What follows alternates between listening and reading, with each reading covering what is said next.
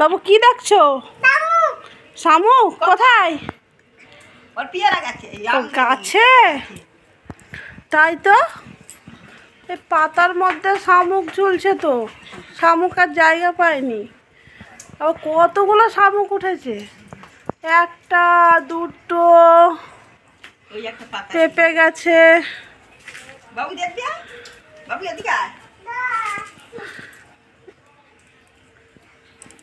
দোল খাচ্ছে।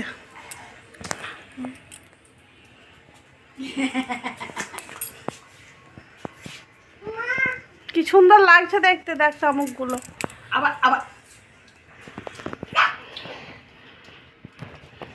বাবু ফেলে দেবো শামুকটা? ফেলবো? ফেলতেই পারবো না, আটকে আছে। না পারবো না।